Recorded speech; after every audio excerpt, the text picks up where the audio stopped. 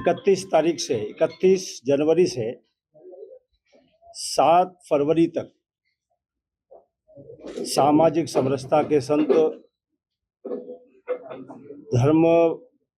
धर्मांतरण के खिलाफ सिकंदर के सामने अड़ने वाले संत, राष्ट्रीय एकता का संदेश देने वाले और मानव कल्याण का संदेश देने वाले संत स्वामी रविदास जी के चरणों में मैं नमन करता हूं। 649वीं उनकी जयंती है। इस उपलक्ष्य में हम लगातार 5 वर्ष से संत रविदास जी का सप्ताह मनाते आ रहे हैं, क्योंकि जब मीरा जी गुरु बनाने के लिए कबीरदास जी के पास गई थी तो कबीरदास जी ने मीराबाई से कहा था, संतों में श्रेष्ठ संत रविदास, उनको आप अपना गुरु बनाइए।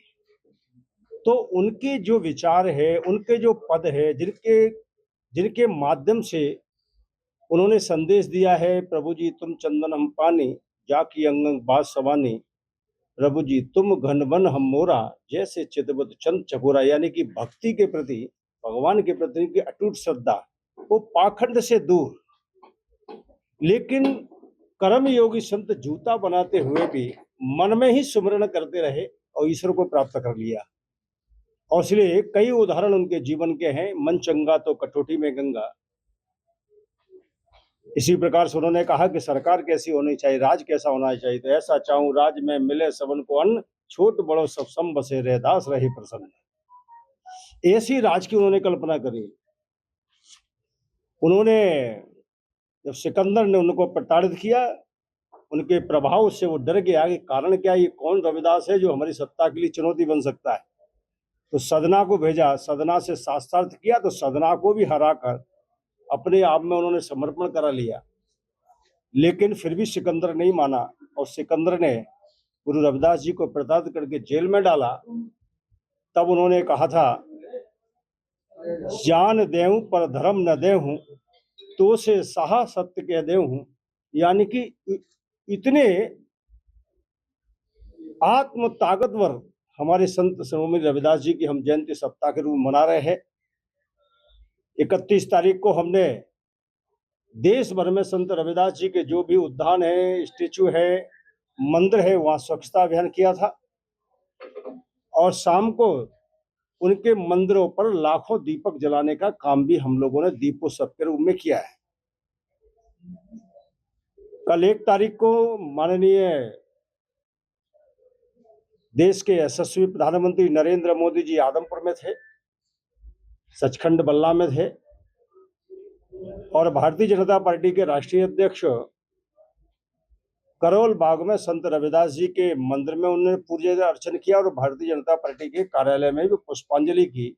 ये कार्यक्रम भारतीय जनता पार्टी के नीचे जिलों तक संपन्न हुए हैं, जिनके फोटोज, इनकी जानकारी हमारे पास रात तक आ चुकी है।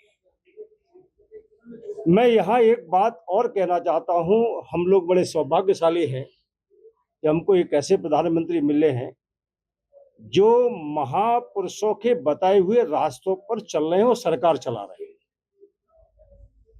जैसे देश को आजाद हुए लगभग 75 साल से ज्यादा हो गए, किसी ने भी नहीं सोचा, सरकारों ने 60 साल सत्ता में रही, कांग्रेस ने भी नहीं, और यहां जो आप पार्टी की सरकार है उसने दिल्ली में भी नहीं। लेकिन नरेंद्र मोदी जी ने अपने काशी लोकसभा क्षेत्र में 23 एकड़ की जमीन पर बड़ा रविदास उद्यान बनाकर और वहां 25 फीट की प्रतिमा लगाकर उनके प्रति आस्था और विश्वास व्यक्त किया। केवल मोदी जी यही नहीं रुकते हैं, कल आदमपुर हवाई अड्डे का नाम भी संत शिरोमणि रविदास जी के नाम से रख गया।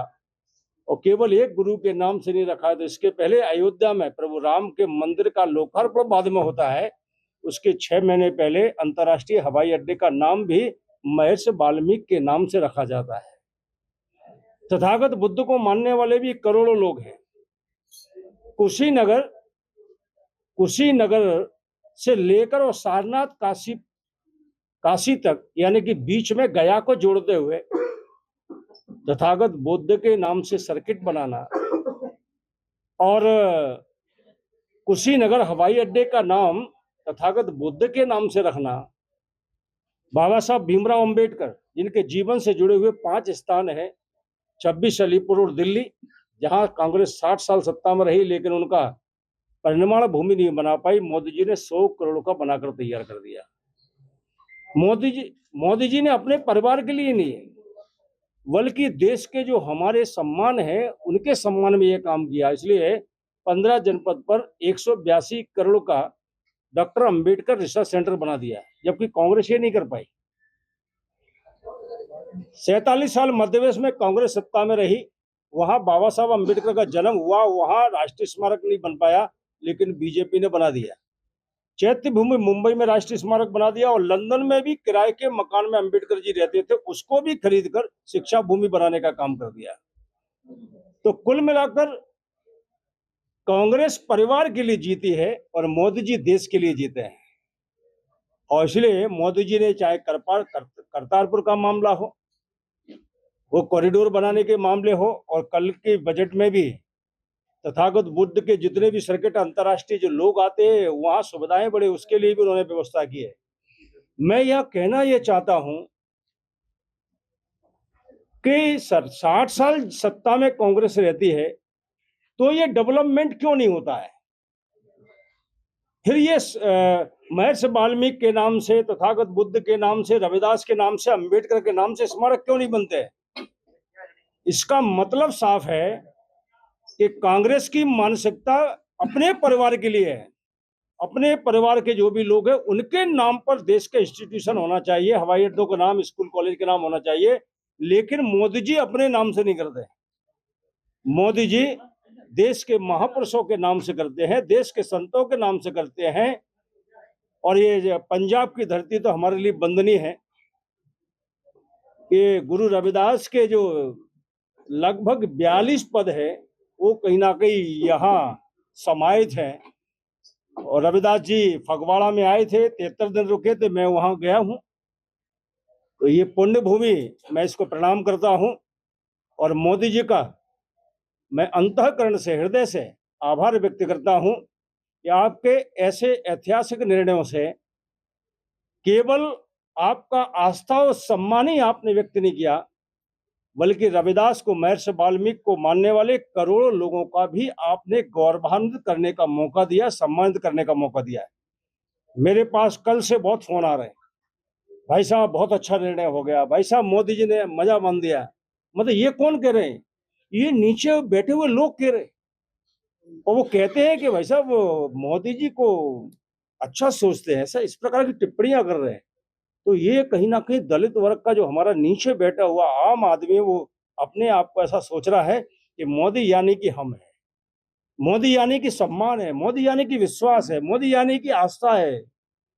और ये मुझे लगता है कांग्रेस ने 60 साल में नहीं दे पाया, जो 11 साल में मोदी जी ने करके दिखा दिया है। मैं उनका पुनः आभार व्यक्त करता हूं, धन्यवाद ज्ञापित करता हूं और प्रभु से, गुरु जी से प्रार्थना करता हूं कि मोदी जी लंबी आयु प्राप्त करें और जो वो सपना देखते हैं गौरवशाली भारत का, सक्षम भारत का, सशक्त भारत का, अर्थव्यवस्था की दृष्टि से मजबूत भारत का, वो भारत 2047 तक बनकर तैयार हो। इतना सा निवेदन करते हुए अपनी बात समाप्त करता हूँ। बहुत बहुत धन्यवाद।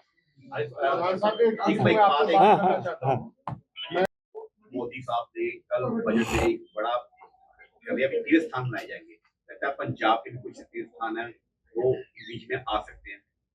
मुझे लगता है मोदी जी केवल कुछ प्रांतों के लिए नहीं, वो देश के लिए कर रहे हैं। अभी मैं लुधियाना स्टेशन पर उतरा था, वहां काम चल रहा था, तब मुझे लगा, मैंने पूछा कार्यकर्ता से, हमारे अध्यक्ष से, उन्हें पहले क्यों नहीं चला ये काम, अब क्यों चल रहा है? तो मोदी जी का जो टारगेट है, चाहे कॉरिडोर हो, चाहे धार्मिक स्थल हो, चाहे सनातन स्थल हो, चाहे पुरातत्व स्थल हो, चाहे एयरपोर्ट हो, चाहे एम्स हो, किसी भी प्रकार की है, सरकार में हर वर्ष बड़े निर्णय किए जा रहे हैं। अब की बार उन्होंने ये निर्णय किए हैं और पंजाब को तो ये त्याग बलिदान की भूमि है, जितना दो कम है। और मोदी जी पंजाब के लिए समर्पित है, पंजाब उनके दिल में बसता है, इसलिए यहाँ के लिए भी बहुत कुछ होगा, बहुत कुछ उन्होंने किया है। लाल सिंह जी, एक प्राइम मिनिस्टर को लेकर जैसे आपने कहा कि लोग काफी खुश हैं कि प्राइम मिनिस्टर पंजाब में आए, लेकिन एक इम्पोर्टेंट विजिट थी, लोगों में एक्सपेक्टेशंस भी थी, कुछ बिग अनाउंसमेंट्स होगी पंजाब के लिए, कल बजट भी था, लेकिन ना बजट में और ना प्राइम मिनिस्टर की विजिट में जो ऑपोजिशन का कहना है कि पंजाब के लिए कुछ भी अनाउंस नहीं किया गया। मुझे लगता है विपक्ष है ना, उसे सकारात्मक चीज कुछ दिखाई नहीं देती है। देखो, मैं 2-3 घटना बताता हूँ। कांग्रेस की सरकार थी, वीर बाल दिवस हो सकता था, हुआ क्या? कांग्रेस की सरकार 60 साल थी, करतारपुर कॉरिडोर बना क्या? नहीं बना। कांग्रेस की लंबे समय तक यहाँ भी सरकार थी, केंद्र में भी सत्ता थी, क्या रविदास जी के नाम से कोई भवन बना क्या? महर्षि वाल्मीकि के नाम से जो अमृतसर में बना है, वो हमारी संयुक्त सरकार के समय बना था, वो कांग्रेस सरकार बना सकती थी, बनाई क्या? ठीक है ना? तो कुल मिलाकर आज जो कॉरिडोर बन रहे हैं, 4 लेन 6 लेन बन रही है, ये उनको दिखाई नहीं देता है, वो देखना नहीं चाहते हैं। 10 साल आप पार्टी की सरकार दिल्ली में रही, एससी आयोग नहीं बना है 10 साल, लेकिन अंबेडकर जी के चित्र पीछे जरूर लगाते हैं। भगत सिंह का नाम चित्र पीछे जरूर लगाते, लेकिन भगत सिंह के नाम से योजना का कोई नाम नहीं रखते। ये है खाने के दांत कुछ, दिखाने की कुछ। विपक्ष केवल टीका टिप्पणी करने पर उतारू रहता है, खुद सब सत्ता में रहता है तब वो कुछ नहीं करता। धन्यवाद।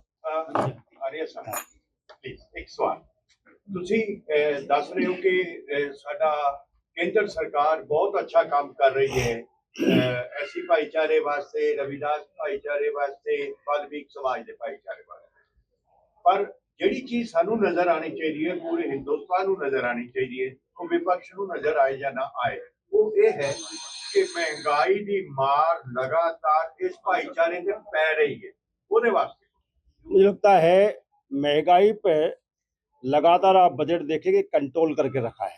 आप पहले की महंगाई का स्तर परसेंटेज देखिए और अभी का देखिए, तो महंगाई पे भारतीय जनता पार्टी की सरकार ने बहुत कंट्रोल किया है और उससे थोड़ी बहुत निजात दिलाने के लिए हम लोगों ने, आप देखिए, पक्का मकान देने का काम हो, दवाई सस्ती करने का काम हो, अनाज देने का काम हो, इस माध्यम से भी गरीबों को एक बड़ा सपोर्ट, किसानों को सपोर्ट करने का काम भी नरेंद्र मोदी की सरकार कर रही है। आप निश्चिंत रहिए, महंगाई कंट्रोल में है, कंट्रोल में रहेगी। ਆਰੀਆ ਸਾਹਿਬ ਐਲਪੀਜੀ ਸਿਲੰਡਰ ਹਰ ਘਰ 'ਚ ਚੱਲਦਾ ਉਹ ਦੇਖ